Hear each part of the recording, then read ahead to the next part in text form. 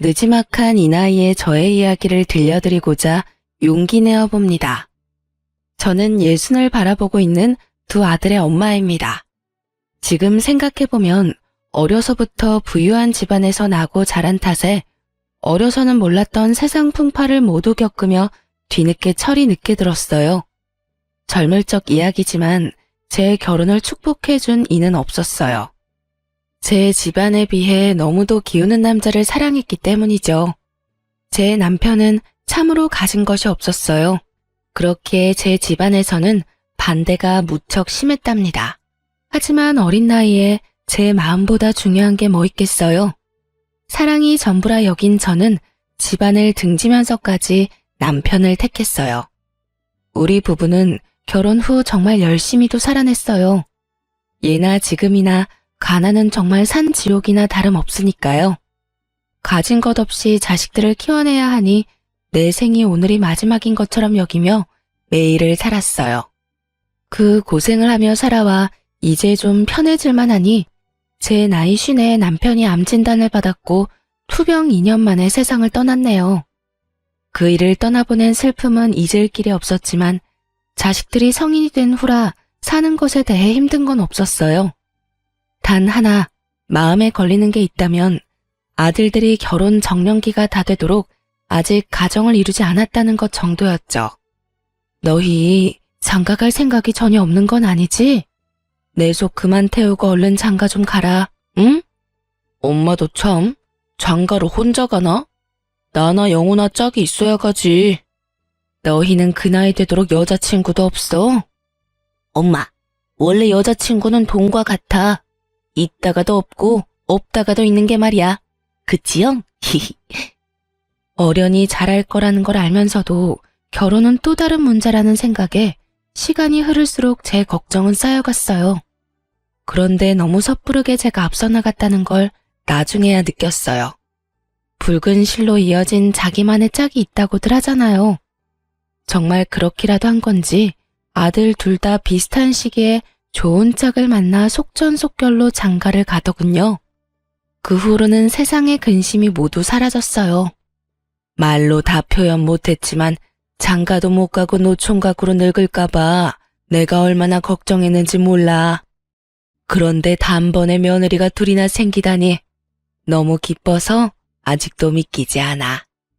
이제 동서랑 제가 있으니 기쁘게만 지내세요. 적적하시다 느끼시지 않도록 저희가 자주 찾아뵐게요. 고맙다. 이렇게 예쁜 딸이 둘이나 생겨 너무 든든하고 행복하구나. 딸이라고 생각해 주시니 너무 감사해요.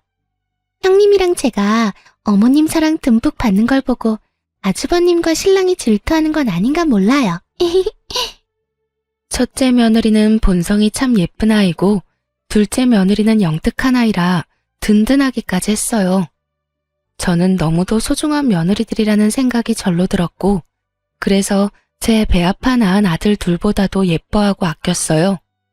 이런 제 마음을 오롯이 느꼈는지 첫째 며느리는 안부 연락과 왕래를 통해 제 마음에 대한 감사를 표현했고 둘째 며느리는 선물과 용돈과 같은 것들을 전함으로 표현했어요. 첫째 며느리는 연년생에 손주를 낳아 전업주부로 지냈고 둘째 며느리는 간호사로 큰 병원에 근무를 했거든요. 아들을 둔 동네 아줌마들은 이런 저를 내심 부러워했어요. 영훈이 엄마는 참 복 많은 사람이야. 그치? 정말 자기를 끔찍이도 챙기던 아들들도 참 부러웠는데 이제 다정한 며느리에 능력 있는 며느리까지 얻었잖아. 그러게 나도 애들이 이렇게 큰 효도를 할 줄은 몰랐네. 저 역시 동네 사람들이 해주는 말에 동감했어요. 집안에 여자가 잘 들어오니 이렇게 화목하구나 싶기도 했죠. 제 노후는 다복한 집안에서 평안하게 살아가겠구나 하는 기대가 되기도 했답니다. 하지만 이건 어디까지나 제 생각일 뿐이었어요.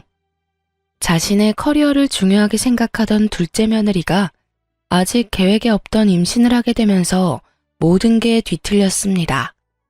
둘째 며느리가 결혼한 지 3년 만에 첫 임신 소식이 들려왔어요. 엄마, 내가 드디어 아빠가 된대. 나도 이제 아빠라고. 어머 세상에나, 이게 다 무슨 소리야? 임신한 거야? 응? 아이고, 잘했다, 잘했어. 둘째 아들이 30이 훌쩍 넘었던 때라 임신 소식이 제겐 얼마나 벅찼는지 모릅니다. 둘째 며느리도 어린 나이는 아니었던 터라 건강관리에 집중하며 최대한 조심하길 바랬어요. 하지만 둘째 며느리는 이전처럼 일을 하겠다 고집을 피우더군요. 임신 초기는 특히나 조심해야 하는 시기란다. 알고 있지? 네, 어머님. 너무 염려 마세요. 제 일이 간호사인걸요. 그래. 그래도 일은 이제 쉬는 게 어떠니? 큰 병원에서 근무하느라 많이 고되잖니. 무리해서 좋을 건 없으니 말이야. 그건 제가 알아서 할게요. 저는 임신 핑계로 제 커리어를 망치고 싶진 않아요. 벌써부터 경력 단절의 길로 가고 싶지 않거든요. 정 그렇다면 초기인 시기에만 잠깐이라도 휴식기를 가지는 걸 고려해보면 어떻겠니? 이 핑계 저 핑계를 대면서 빠지게 되면 저로 인해 피해볼 동료들은 어쩌고요. 복귀할 때 제게 얼마나 눈치를 주겠어요? 저 그런 거 정말 싫어요. 제가 힘들다고 느끼면 그때 제가 알아서 결단 내릴게요. 그런 것까지 관여하지는 말아주세요. 말려도 봤지만 너무도 완강해 쉽지 않았어요.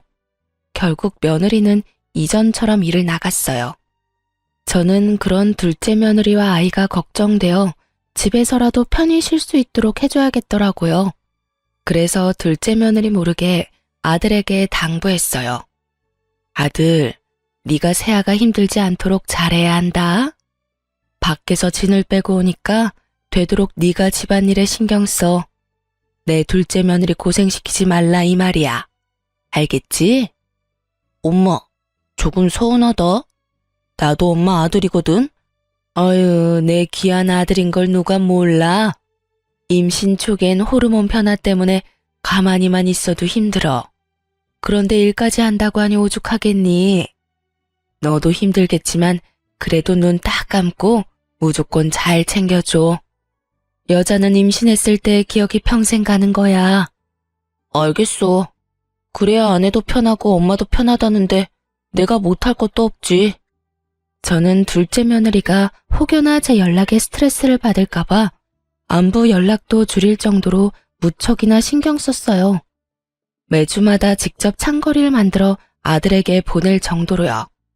그런데 둘째 며느리가 임신 4개월 차에 막 접어들 무렵 억장이 무너지는 소식을 접하고 말았습니다. 바로 둘째 며느리의 유산 소식이었어요. 엄마, 아이가 유산됐대. 실은 엄마가 더 불안해할까봐 말은 안 했지만 저번 주에 복통이랑 피비침이 있어서 병원에 다녀왔었어. 그런데 결국엔 이렇게 되고 말았어요. 아이고, 어쩜 좋아? 세아가는 좀 어때? 괜찮니? 다행히 씩씩하게 잘 있어. 일 쉬면서 며칠 몸 관리하기로 했으니까 걱정 마. 엄마가 많이 고대했는데 어쩌지? 지금 그게 뭐가 중요하니? 내 아들과 며느리가 얼마나 상심이 클까? 아휴, 가여운 것. 어쩜 좋니? 너무 안타까웠고 또 둘째 며느리가 힘들어할 걸 알기에 마음이 무거웠어요. 유산도 출산과 다를 것 없이 몸조리를 해야 한다고 하더라고요. 그래서 제가 직접 건강에 좋은 음식을 이틀에 걸쳐 준비했어요. 그렇게 양손 가득 챙겨 둘째네 집으로 찾아갔죠. 그런데 아무리 배를 눌러도 인기척이 들리지 않는 거예요. 저는 혹여 둘째 며느리가 상심이 커 우울감에 빠져 있는 건 아닌가 하는 불안감이 엄습했어요. 그래서 아들에게 연락해 상황을 설명하고 도어락 번호를 넘겨받았죠. 급히 현관을 열고 들어갔는데 이 무슨 일인가요? 집에서 쉬고 있어야 할 둘째 며느리가 보이지 않는 겁니다. 놀란 마음에 둘째 며느리에게 연락했더니 정말 황당한 소리를 하더군요. 얘, 너 지금 어디니? 네? 저 병원 출근 중인데 왜 그러세요? 휴가 중에 출근은 무슨 출근이야. 아직 그렇게 무리하면 안 되는 건 모르니? 당장 집으로 돌아오렴. 어서. 집에만 있으니 답답해서 그냥 휴가 반납했어요. 어머님, 걱정 끼쳐 죄송해요. 저 이제 괜찮아요. 신경 쓰지 않으셔도 돼요. 저 다 회복됐어요. 그래도 잘 쉬어야 하는데 네 걱정에 반찬 이것저것 싸왔으니 끼니라도 잘 챙기렴. 며느리는 너무 대수롭지 않아 보였어요. 그래서 처음에는 기분이 영 좋지 않더라고요. 그런데 대화를 곱씹어 보니 착잡한 마음에 집에서 쉬는 것도 마다하고 일을 하려고 하는 건 아닌가 하는 생각이 들어 더욱 걱정이 밀려왔어요. 그 뒤로 둘째 며느리가 무리해서 건강이라도 나빠질까봐 보약까지 지어서 보냈을 정도로 정성을 쏟았어요. 첫째 며느리까지 저를 도와 둘째 며느리를 챙겼고요. 그런데 딱 2달 후 둘째 아들이 씩씩거리며 집에 찾아와서 분노를 쏟아내는 게 아니겠어요?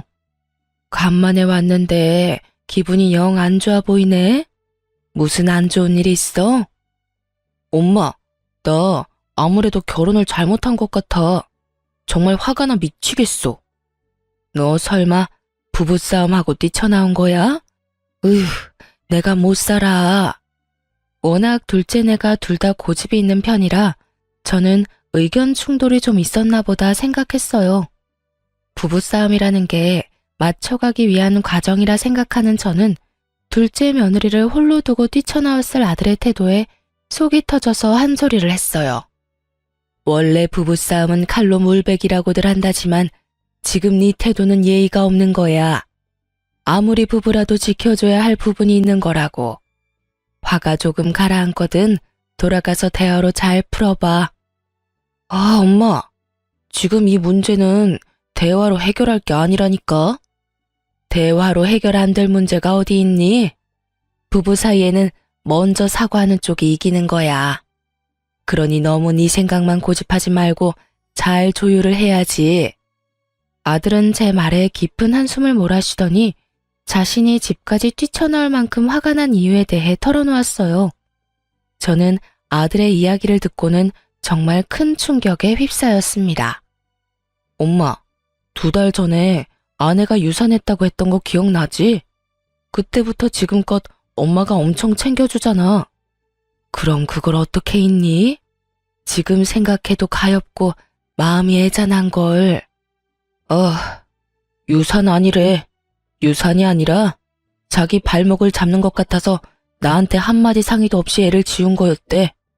그러니까 엄마도 더는 내 아내 가엾게 여기지도 말고 챙겨주지도 마요. 이게 다 무슨 말이야? 유산이 아니라니. 애를 지웠다니. 아침에 잠결에 우연히 아내가 처제랑 통화하는 내용을 들었어. 그런데 애 지운 걸 나한테 무조건 비밀로 해야 한다고 당부하더라고. 그 말을 듣는데 심장이 벌렁거려서 잠이 다 깨더라. 사실 확인하고 왜 그랬냐고 물었더니 하는 말이 자기 일에 방해가 되는 존재라서 지웠대. 우리한테 이걸 말하면 노발대발을 할 게 뻔하니까 유산됐다 거짓말로 둘러댄 거고. 그뿐인 줄 알아? 우리 담당이가 자기랑 친하니까 부탁까지 해놨다더라. 나까지 제대로 속일 생각으로 유산됐다고 말해달라고 했대. 저는 아들의 말을 듣고는 둘째네 집에 쫓아갔어요. 이 사악한 것을 봐줄 수는 없겠더라고요.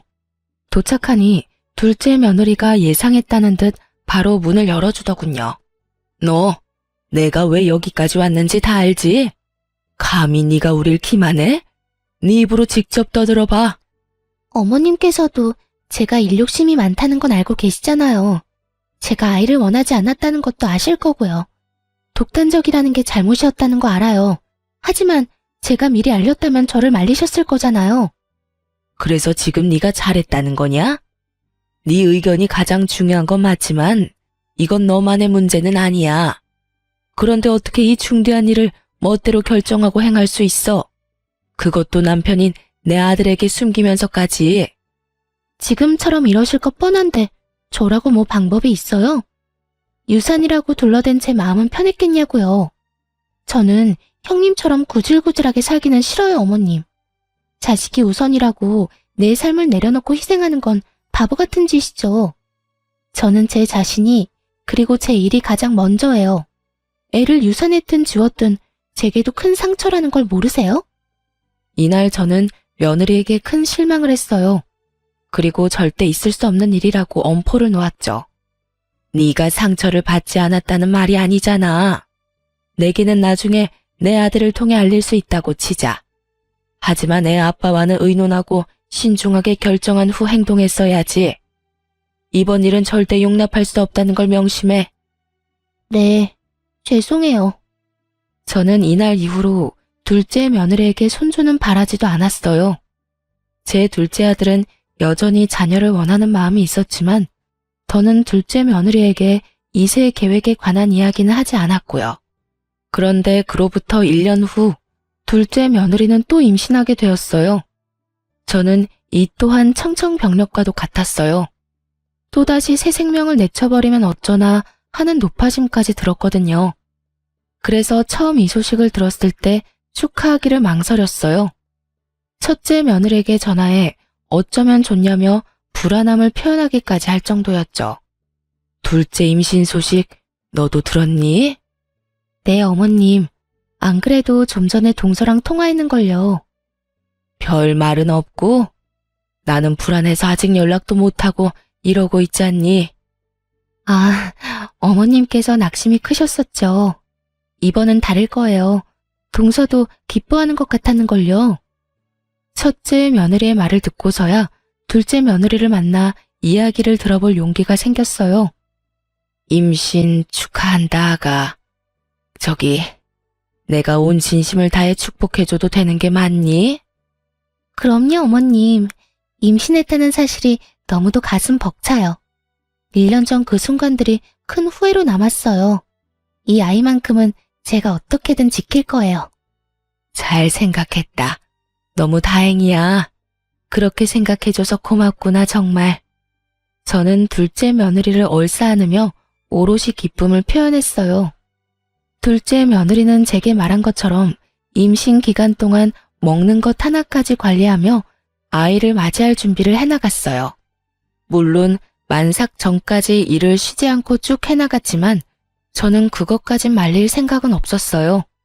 일이 중요한 아이라는 걸 이제는 너무 잘 알았으니까요. 그렇게 서로를 이해하며 지내는 동안 시간은 훌쩍 흘러 순탄하게 아이를 출산할 수 있었어요. 둘째 며느리는 육아휴직까지 내고 육아에 전념했죠. 그 모습이 당연한 것임에도 어찌나 대견스럽던지 제가 두 팔 걷어붙이고 나서서 육아를 자주 도와줬어요. 그땐 어렵게 얻은 손주라고 생각하니 더 귀하게만 느껴졌어요. 첫째 며느리가 내색하지 않았지만 서운해할지도 모르겠다는 생각이 들 정도로 둘째네에게 많은 공을 들였어요. 며느리는 아이가 9개월쯤 되었을 무렵 육아휴직이 끝나 복귀하여 다시 일하기 시작했어요. 그때부터는 제가 정말 육아를 도맡아 했다고 표현할 정도로 아이를 제가 돌보았죠. 사돈댁도 며느리만큼이나 일욕심이 많은 분이라 활발하게 경제활동을 하고 계셨기에 저 말고는 아이를 챙겨줄 리가 딱히 없기도 했거든요. 며느리나 아들이 그 어린애를 기관에 맡기는 것도 불안해했고요. 그런데 막내 손주가 돌이 막 지났을 때 제 건강이 급격하게 안 좋아졌어요. 원래도 골다공증과 고지혈증 같은 나이가 들면 자연히 생기는 여러 질병을 앓고 있던 터라 전적으로 육아를 하는 것이 제게 큰 무리가 되었던 것 같았어요. 그래서 고심 끝에 저는 둘째 부부에게 요양을 하러 다녀오겠다며 털어놓았죠. 내가 원래도 부실한 편이었지 않니? 나이도 나이고 여기에 육아까지 돕겠다며 나섰더니 짧은 시간 동안 건강이 많이 나빠졌어. 그래서 1, 2년 정도 고향에 가서 좀 쉬고 올까 한다. 네? 이렇게 갑작스럽게요? 그럼 저희는 당장 아이를 어떻게 해요? 미안하게 됐구나. 몇 년 내려가 요양하고 와서 다시 도울 거니까 그때까지만 너희가 좀 고생해 주렴. 둘째 부부는 제 말에 난감한 표정을 지었어요. 아니 정확히는 둘째 며느리가 곤란하다고 말하고 싶은 표정이었죠. 엄마, 요양을 해야 할 정도로 몸이 안 좋은 거야? 고향에 이제 다른 식구도 없는데 혼자 내려가서 괜찮겠어? 너희가 걱정할 정도는 아니야. 좋은 공기 마시고 좋은 음식 먹으면서 관리하면 좀 더 활력도 생기고 좋을 것 같아서 다녀온다는 거야. 솔직히 어머님께서 암 같은 병도 아닌데 고향까지 내려가 요양을 할 필요는 없지 않나요? 그리고 애 봐줄 사람이 없어지면 저는 일을 어떻게 하라고요? 복귀하자마자 지금 일을 다시 멈춰야 한다는 소리잖아요. 저는 제 일이 그런 식으로 꼬이는 건 원치 않아요. 당신 엄마한테 그게 무슨 말이야. 우리 엄마가 무조건 우리 애를 봐줄 의무가 있는 것도 아니잖아. 다른 것도 아니고 건강 때문인데 우리만 생각하는 건 잘못된 거지, 응? 당신이 당장 육아휴직 쓰고 우리 애 챙길 거 아니잖아. 결국 엄마라는 이유로 내가 피해를 봐야 하는데 이런 말을 안 하게 생겼어? 둘째 며느리는 제 건강 회복은 안중에도 없었어요. 아니, 제가 저를 챙기려는 게 마음에 들지 않았던 거죠. 자신의 부모에게는 도움을 청해볼 생각조차 하지 않으면서 저더러는 무책임하다는 말까지 하며 잡아두려 하더군요. 당장은 앞날이 캄캄하다고 느껴져서 내게 서운할 수 있어. 하지만 내가 안 온다는 게 아니지 않니?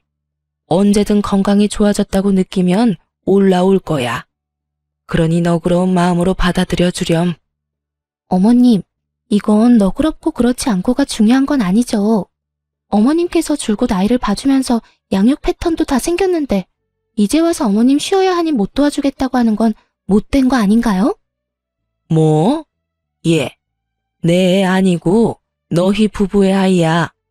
나는 여태껏 내 손주니까 챙겼던 것 뿐이지 않니? 자식은 부모가 키우는 거지 남이 키워주는 게 아니야. 그런 식으로 말씀하시는 건 정말 무책임한 거죠. 이날 처음으로 괜히 둘째 부부를 도와왔던 걸 후회했어요. 원래라면 아이가 기관에 적응한 후에 귀향하려 했지만 둘째 며느리의 말에 서운함이 들어 앞당겨 내려갔어요. 둘째 며느리는 그게 못마땅했는지 제가 내려가는 날까지도 연락 한 통 하지 않았어요. 그 후 둘째 며느리가 제게 연락을 해온 건 아들이 제게 용돈을 보냈다는 사실을 알게 되어서였죠. 그때부턴 사람 피를 말릴 작정인지 정말 하루가 멀다고 연락해 저를 들들 볶아대더군요. 남편이 어머님께 용돈 보내드렸다던데 이러려고 내려가신 거예요? 예, 내가 자식한테 용돈이나 받자고 이 먼 시골까지 왜 오니? 어머님께서 제 남편에게만 받는 것도 아니고 아주버님께도 받으면 돈 100만 원은 될 테니 충분히 의심할 만하죠. 너 사람을 뭘로 보고? 그리고 자식이 부모에게 용돈 주는 게 뭐 이상해? 사람을 이렇게 몰아가면 못 써. 애 엄마가 마음을 곱게 먹어야지. 자식 돈이나 탐내는 부모라는 소리를 하는 둘째 며느리를 도통 이해할 수 없었어요. 거기다 제가 아무리 그런 뜻이 없다고 말해도 믿으려고 하지도 않았죠. 엊그제는 정말 아주버님께서도 용돈을 드렸다면서요? 어머님, 정말 해도 해도 너무하네요. 내가 자식한테 용돈 받는 것까지 네 눈치를 봐야 하니? 말 맞다나. 내가 네 돈을 받은 것도 아닌데 도대체 왜 이래? 돈도 없으면서 시골까지 내려가 자식 등골 빼먹는 부모라니. 이게 말이나 되나요? 제가 아니면 이런 말을 어머님께 누가 하는데요? 아무도 안 하니 저라도 하는 거죠. 예, 난 이 시험이야. 못 배운 애도 아니면서 말 가려 할 줄 모르니? 너 지금 네 애 안 봐준다고 이런 식으로 시위하는 거야? 이 봐요. 목소리 힘 좋은 것 좀 보라고요. 아픈 건 핑계고 자식 돈으로 놀고 먹으려는 속셈 맞잖아요. 그런 게 아니라면 이렇게 쌩쌩하면서 용돈을 왜 받으세요? 진짜 어머님 같은 분을 믿고 의지했다니 참 마음이 그렇네요. 저는 둘째 며느리가 너무 괴롭혀대니 요양은커녕 스트레스로 골병이 더 들 것만 같았어요. 시골에서 홀로 지내는 부모가 염려되어 딱 한 번 첫째와 둘째 아들이 용돈을 주었고 그걸 거절할 틈이 없어 고맙게 받았는데 그게 이리도 며느리에게 모욕을 들을 만큼 잘못인가요? 저는 너무 속상한 마음에 첫째 아들에게 연락해 하소연을 했어요. 아들, 네가 보내준 용돈 받았다가 내가 요양이 아니라 골병이 들게 생겼어. 왜? 내가 용돈을 잘못 보냈나? 나 때문에 은행까지 가는 괜한 걸음 하신 거야? 차라리 그런 거라면 낫지. 둘째 며느리가 용돈 좀 받았다고 얼마나 닥달인지 내가 정신이 나갈 지경이라니까. 네 동생한테는 이 이야기는 하지 말고 앞으로 용돈 보내지 마렴. 둘째한테도 용돈 그만 보내라고만 전해라. 원래도 입이 무겁고 의지가 됐던 첫째기에 연락해서 털어놓고 나니 마음이 조금은 나아졌어요. 하지만 그것도 잠시뿐이었죠. 둘째 며느리의 연락을 받고는 또다시 기분은 착 가라앉았어요. 이제 쉴 만큼 쉬시지 않았어요? 멀쩡한 몸뚱이 그만 놀리고 다시 올라오셔서 원래처럼 저희 도와주셔야 하는 것 아니에요? 너 정말 애가 왜 이리 못됐니? 네가 날 꾀병 부린다고 여기는 것까진 구구절절 설명할 생각이 없으니 넘어간다 치지만 정도껏 해야 할 것 아니야. 아, 방금 꾀병이라고 인정하신 거죠? 내가 이럴 줄 알았어. 자식들한테 돈 받고 싶어 구실 만들었던 게 맞네. 자식한테 용돈이 받고 싶거든 보탬이 되셔야 하는 것 아니에요? 이렇게 뻔뻔한 방법으로 용돈을 갈구하는 건 죄예요, 죄. 저는 보탬이 되라는 말에 열이 확 뻗쳤어요. 당돌한 아이라는 걸 알았지만 이렇게 못된 생각을 가졌을 거라곤 꿈에도 몰랐네요. 네, 시간이 꽤 흘러 제가 간과했던 거죠. 자기 일에 방해가 된다고 자신의 아이까지 말없이 지우내라는 걸요. 저는 며느리에게 이만했으면 그만하라고 경고했어요. 하지만 둘째 며느리는 멈추지 않았죠. 하루빨리 올라와서 절 돕는 게 좋으실 거예요. 자꾸 이런 식으로 저 힘들게 만들면 애만 두고 확 가출해버릴 줄 아세요? 뭐야? 그게 애엄마가 할 소리니? 너 정말 정도가 없는 애구나. 엄마라고 다 고분고분 희생할 필요는 없잖아요. 엄마 없는 애로 키우고 싶은 게 아니라면 어머님도 그 얕은 수작 그만 부리시고 올라오세요. 혹시 알아요? 그러면 제가 용돈이라도 좀 더 쥐어줄지. 장작 한 달을 꼬박 둘째 며느리에게 시달렸고 결국 아이까지 거론하며 저를 협박했어요. 저는 그 협박을 참지 못하고 몇 시간을 달려 둘째네 집에 쫓아갔습니다. 어머 어머님, 손주 사랑이 대단하시네요. 아니면 용돈 더 준다는 말에 오신 건가? 무슨 이유든 좋아요. 다시 와주셨으니까요.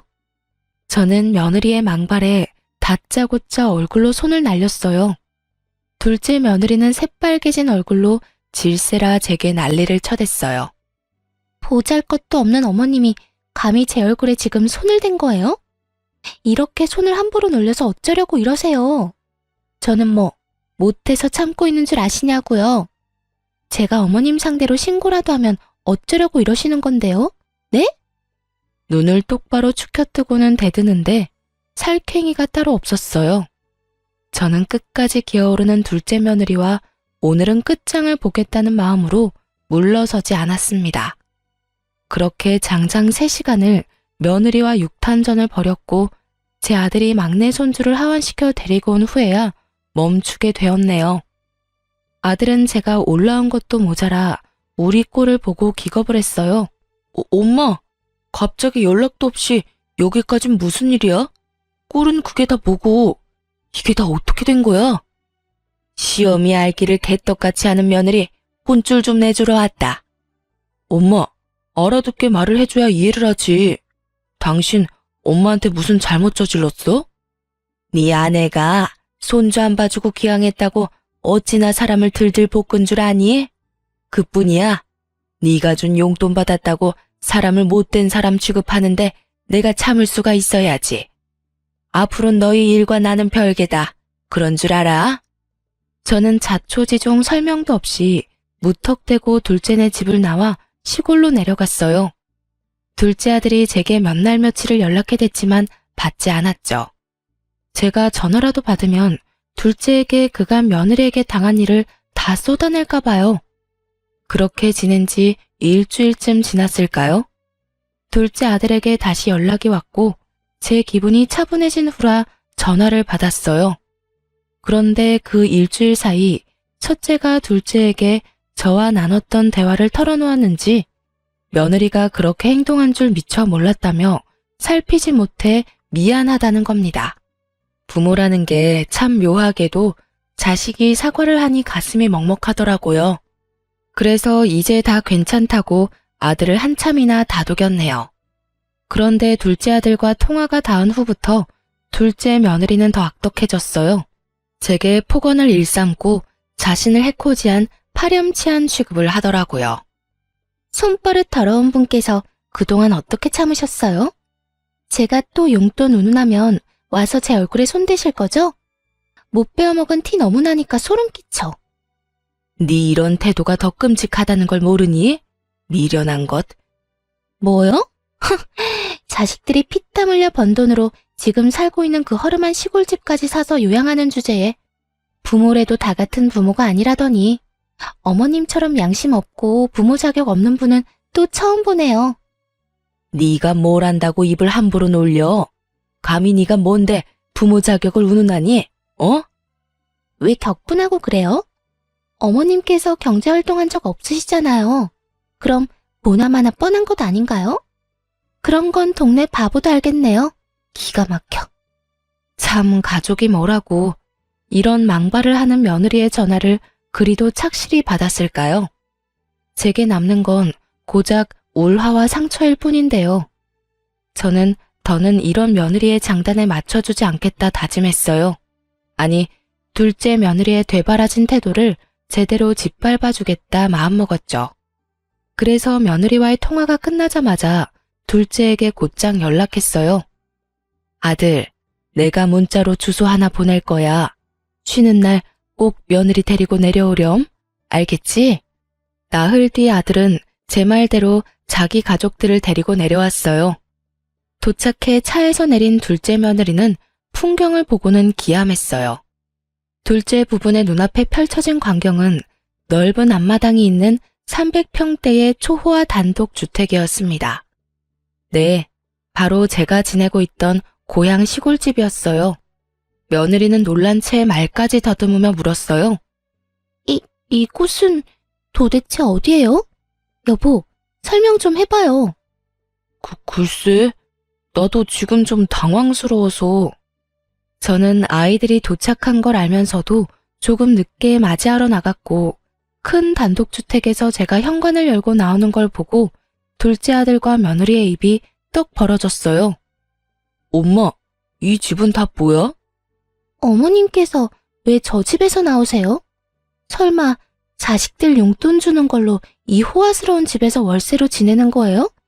정말 노망이라도 나셨어요? 저는 명확한 근거도 없이 떠들고 있는 둘째 며느리의 면상에 손에 들고 있던 서류를 집어 던졌습니다. 아들이 서류를 주워 살필 때 곁눈질로 보던 며느리는 어떻게 된 거냐며 더 언성을 높여 물었어요. 이게 도대체 어떻게 된 거예요? 어떻게 어머님께 이런 어마어마한 집이 있을 수 있어요? 뭔가 잘못된 거 아니에요? 네?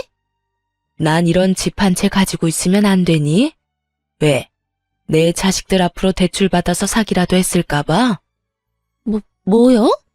내가 이럴 줄 알았어. 이 한심한 인간아. 갑자기 인상을 팍 쓰더니 제 아들의 멱살을 잡았어요. 아들들이 대출을 받아줬다고 바로 확신하고 말이에요. 제가 있든 없든 며느리는 이미 그건 상관이 없는 듯 했어요. 눈이 뒤집혀서는 제 아들에게 노발대발해댔어요. 당신의 형제가 여자들 피를 말린다는 거 아니? 너네만 부모 있어? 누구는 부모한테 못해서 안 하는 줄 아냐고. 방 한 칸 딸린 작은 집도 아니고 이 무시무시한 집을 사려고 대출까지 받는 게 말이나 되냐고, 이 정신 나간 놈아. 저도 그 꼴을 보고 분노가 치밀어 참지 못하고 며느리의 얼굴을 밀치며 고성을 쳤습니다. 어디 시어미 앞에서 남편 멱살을 잡아? 정신 나간 건 내 자식이 아니라 너야, 이 멍청한 거사. 도대체 시어미 알기를 어떻게 알기에 이따위 행동을 아무렇지 않게 하는 거냐? 응? 저요? 어머님을 쥐뿔도 없는 분으로 알죠. 경제활동도 제대로 안 하시던 분이 무슨 수로 이 큰 집을 사느냔 말이에요. 시골에 내려와 지낸다는 이유도 다 이것 때문이었어요? 자식들 돈으로 혼자 팔자 펴고 살려고? 쥐뿔도 없는 건 내가 아니라 너겠지. 내 재산이 얼마가 됐던 내게 10원 한 푼 안 가게 할 테니 각오해라. 어차피 내 남편 재산이 곧 내 재산인 거 몰라요? 그리고 어머님께서 자식들에게 물려줄 재산이 어딨어요? 다 자식 등쳐먹어서 마련한 것들인데 원래 주인한테 돌아가는 거지. 얘야, 아무리 덜 살았어도 이리 미련해서 되겠니? 세상엔 눈에 보이는 게 다가 아니란 걸 아직도 깨닫지 못한 팔푼이 같은 것. 제 재산을 절대 둘째 며느리에게 가지 않게 하겠다고 말했지만 며느리는 끝까지 제 재산임을 인정하지 않았어요. 하지만 어느 부모가 자식 앞으로 돈을 당겨 이런 집을 사나요? 제가 위에서 언급한 것처럼 저는 부유한 집에서 자랐어요. 이 집 또한 저도 제 부모에게 물려받은 것인걸요. 제 부모님께서 저를 내쳤던 것에 대한 미안함을 평생 가슴 깊이 간직하며 살다가 별세하셨어요. 그러니 얼마나 더 챙겨주고 싶으셨겠어요. 제가 이렇게 시골까지 내려와 요양하겠다고 마음먹은 것도 긴 세월 저지른 불효를 이렇게라도 용서받기 위해서였어요. 저는 이 호화스러운 집 뒷마당에 제 부모님의 묘를 세웠거든요. 제 노후를 부모님의 묘를 손수 관리하며 살고 싶었어요.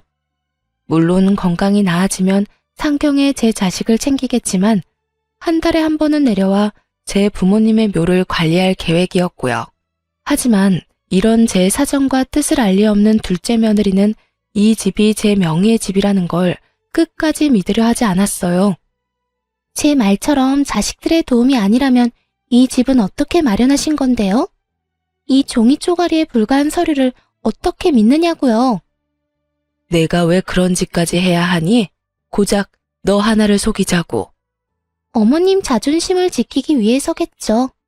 그래서 돈 내고 대여해놓고 자기 집인 것처럼 하는 거잖아요.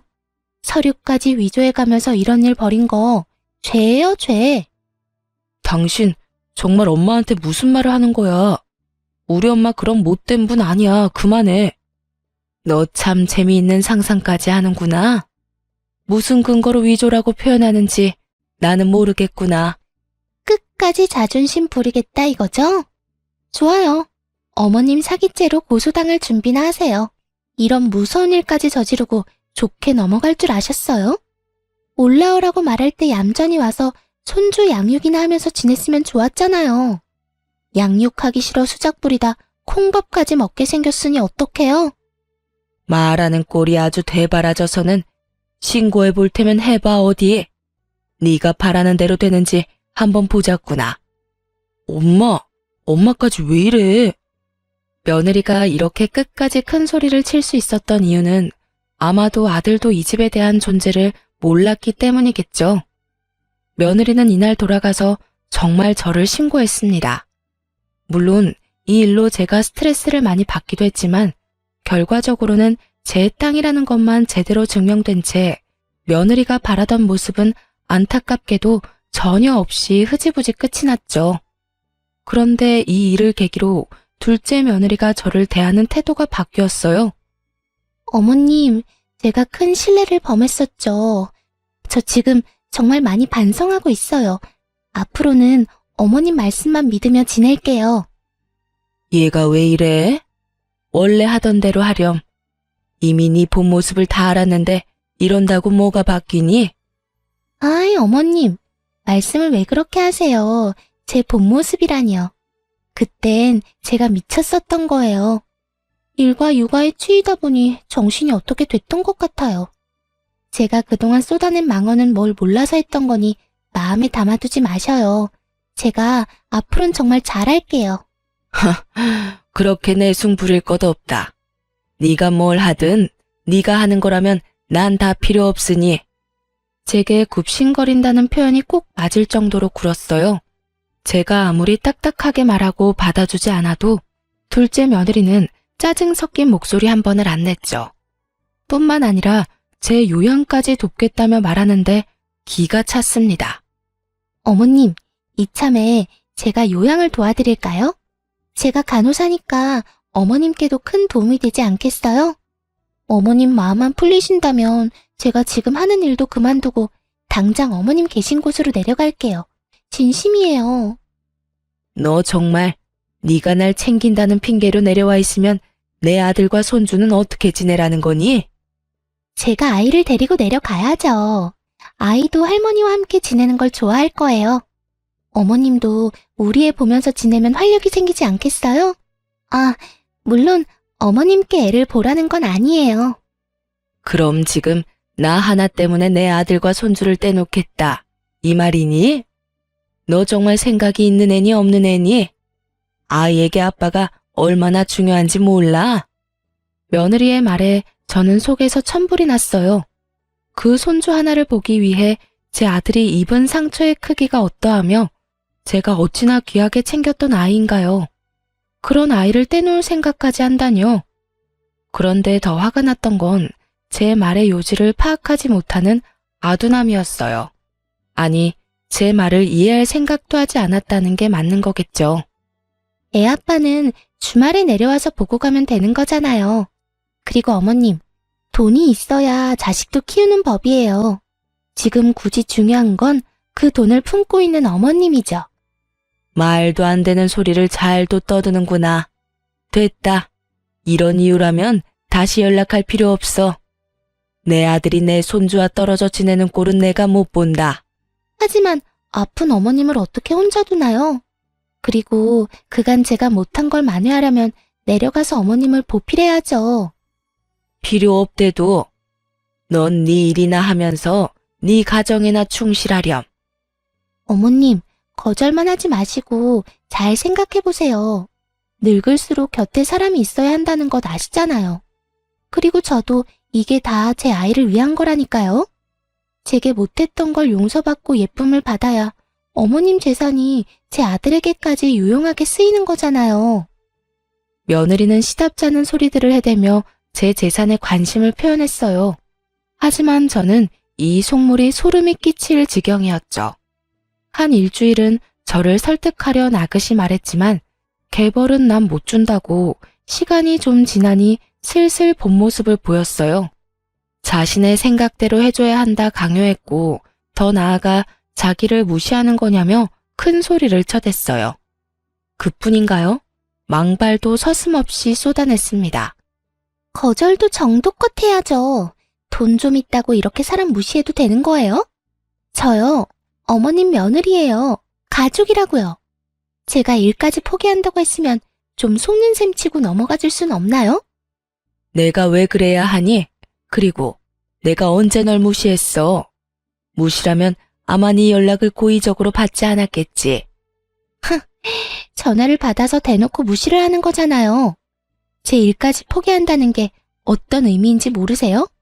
제가 그 정도로 노력을 쏟고 있다는 거잖아요. 어머님 정말 그러는 거 아니에요. 너 참 웃긴 애다. 너야말로 그러는 거 아니지. 내 재산 여부를 몰랐을 땐 그렇게 되바라지게 굴더니 내가 봐주고 넘어가니까 그래도 되는 줄 아니? 적당히 하렴. 봐주는 것도 정도가 있는 거야. 내가 다른 사람은 몰라도 네 도움은 받을 일 없을 거니 그런 줄 알렴. 나도 이제 당신 도와줄 맘 없어. 돈 좀 있다고 나 무시하는 사람한테 나도 잘 보일 생각 없다고. 빨리 이 세상 떴으면 싶은 마음뿐이거든. 어차피 내 남편한테 재산 넘어가면 그 돈이 다 나한테 오는 거잖아. 그러니 내 재산이나 다를 바가 없다고. 당신 마음대로 재산 분할을 하는 게 될 줄 알아? 내가 무슨 수를 써서라도 당신이 빨리 세상 뜨게 만들 거야. 알아?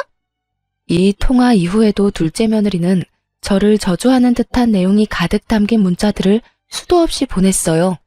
돈에 눈이 뒤집혀 제 죽음까지 운운하는 며느리를 더는 좋게 넘어갈 수 없었죠. 그 주 주말 저는 온 식구를 다 불렀습니다. 둘째 부부까지도요. 둘째 며느리는 자신의 말에 제가 겁이라도 먹은 줄 아는지 기고만장한 표정까지 하고 있더군요. 아무것도 모르는 첫째 며느리는 간만에 절 만난다며 손수해온 제철 음식들을 양손 가득 챙겨왔고요. 그런데 둘째 며느리가 이런 첫째 며느리에게 버르장머리 없이 또 입을 나불댔어요. 형님은 멍청하고 눈치가 없네요. 지금이 어떤 자리인 줄 알고 이런 냄새나는 음식을 챙겨와요? 이래서 집에만 있는 여자들은 안 된다니까. 동서, 무슨 말이 그래? 오랜만에 어머님 뵙는 거라 좀 챙겨왔을 뿐인데 내가 동서한테 그런 말을 들을 필요는 없지 않아? 제 말은 오늘 이 자리가 모여서 밥이나 먹자고 마련한 자리가 아니라는 뜻이에요. 그런 걸 파악도 못하고 온 형님이 미련해 보이잖아요. 둘의 대화를 듣다 못한 제가 둘째 며느리에게 한 소리 하려던 순간 집에 손님이 찾아왔어요. 바로 부모님의 재산을 관리해 주셨던 변호사였죠. 저는 자식들을 전부 거실로 불러 모은 후 제 재산 상속에 관한 얘기를 모두 털어놓았어요. 그리고 곧 변호사의 말이 끝나자 둘째 며느리는 발칵 뒤집혔습니다. 둘째 아드님께는 추가 조항이 하나 더 있으십니다. 네? 제게요? 어떤 조항 말씀이시죠? 둘째 아드님께서 이 모든 재산을 상속받기 위해서는 현 아내분인 서진주님과 이혼을 하셔야 합니다. 이게 무슨 말이야? 이혼이라뇨. 어머님, 정말 끝까지 제게 이러실 거예요? 네? 제가 미쳤다고 이혼을 해요? 제가 왜요, 왜? 둘째네 이혼을 거론하자 온 가족이 놀란 눈치였어요. 둘째 며느리도 절대 이혼을 할 수 없다 난리쳤죠. 저는 제 핸드폰에 녹음되어 있는 파일 하나를 재생했어요. 그리고 곧 둘째 며느리의 목소리가 거실 가득 울려 퍼졌습니다. 제 죽음을 고대한다는 둘째 며느리의 망언이 말이에요. 그리고 전 며느리가 제게 보냈던 문자들을 전부 공개했어요. 그뿐일까요? 아들과 함께 둘째 며느리가 처음 집에 내려왔던 날 저희가 나눈 대화가 담긴 CCTV 영상까지도 전부 보여주었어요. 이 모든 사실을 가족들에게 낱낱이 밝히고 나서야 둘째 며느리는 사색이 된 얼굴로 힘없이 바닥에 주저앉았습니다. 아들들은 둘째 며느리에게 사람도 아니라며 분노했어요. 온 식구가 둘째 며느리의 만행과 욕심을 알게 되자 둘째 아들은 재산 때문이 아니라 자신과 저를 위해 이혼하겠다고 나섰어요. 당신이 뒤에서까지 어떻게 이래? 우리 엄마한테 이런 몹쓸 말을 쏟아낼 수 있냐고. 여보, 이건 모함이야. 처음부터 내가 그런 식으로 굴었던 건 아니라고. 날 좀 믿어줘. 내 말 좀 먼저 들어봐. 네가 하는 말을 내가 어떻게 믿어? 이렇게 증거들이 다 있는데 내가 무슨 수로 네 말을 믿어? 우린 이제 끝이야. 이혼이라고. 아들은 그 길로 이혼 소송을 걸었어요. 변호사를 통해 며느리에게는 내 아들 재산을 한 푼도 넘어가지 않도록 부탁했고 양육권도 넘어가지 않도록 힘을 써달라고 말했어요. 둘째 며느리는 양육권을 가지고 끝까지 물고 늘어졌어요. 하지만 이미 제 휴대폰에는 아이보다 돈이 우선이라는 며느리의 무수히 많은 말들이 담겨 있잖아요. 결국 자신의 말이 자기의 발목을 잡았고 양육권도 아들이 넘겨받게 되었습니다. 이혼당한 며느리는 양육권까지 빼앗긴 뒤에야 자신에게 남은 게 하나도 없다고 느낀 건지 아들에게 애원하기 시작했어요. 나 재산 한 푼 없어도 돼. 돈 다 당신이 가져. 홧김에 한 몇 마디 말 때문에 양육권까지 빼앗기고 나 이렇게 모든 걸 다 잃고 떠날 수는 없어. 우리 이혼 엎으면 안 될까? 내가 정말 지금부터라도 잘할게. 응? 난 당신 같은 아내 필요 없어. 이제 와서 후회하는 척 이렇게 질척대지 마. 여보 제발 이렇게 허무하게 날 내치지 말아줘. 아들은 전 며느리의 애원을 끝까지 들어주지 않았어요. 그러니 제게 찾아와 무릎까지 꿇고는 싹싹 빌더군요. 어머님, 제가 다 잘못했어요. 저 이렇게는 못 끝내요. 남편의 재산은 하나도 탐내지 않을게요. 그러니 저 좀 다시 받아주세요. 저 이렇게 이혼 못해요. 이런 결말이라 유감이구나. 하지만 나는 널 더는 가족으로 여기며 살고 싶지 않아. 지금이라도 네 본 모습을 우리 가족이 알고 널 떨쳐낸 것이 무척이나 다행스럽다고 생각하니깐 말이야. 어머님, 제발요. 앞으로는 정말 고분고분한 며느리로 어머님과 남편의 생각이 곧 제 생각이라 여기며 살게요. 일을 하지 말라시면 일도 안 하고 주부로 최선을 다하며 지낼게요. 그러니 제발 저 좀 받아주세요.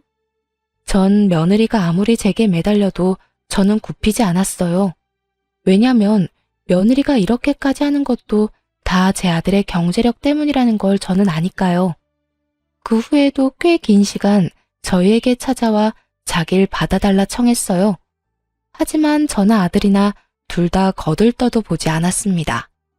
손주가 어리니 면접 교섭일에 아들이 직접 아이를 보여주곤 했는데 그때마다 많은 핑계를 대며 매달렸어요. 한 번은 최후의 수단이라며 아이와 둘이 시간을 보낼 때 아들 모르게 아이를 데리고 자취를 감췄던 적이 있어요. 그날 아이를 찾기 위해 난리도 아니었죠. 그리고 결국 그 경솔한 행동으로 다시는 아이와 단둘이 보내는 시간조차 사라졌답니다. 지금은 제 단독주택에 한 달에 한 번씩 아이들이 내려와 추억을 쌓으며 즐겁게 지내고 있어요. 둘째 아들은 손주를 데리고 제 집으로 완전히 내려왔고요. 제가 그동안 맘고생했을 걸 생각하면 미안하다며 어찌나 저를 챙기는지 몰라요. 저는 아들의 챙김을, 아들은 저의 챙김을 받으며 서로 도우며 지내니 마음도 한결 편하고 웃을 일도 많아요. 그렇기에 지금의 제 전원 생활은 너무도 만족스럽네요. 집에 아이가 있으면 분위기부터가 다르잖아요. 제 막내 손주가 저의 행복이랍니다. 아이가 엄마의 빈자리를 느끼지 않았으면 해서 열심히 노력 중이며 아이에게 이런 제 마음이 닿길 바래요.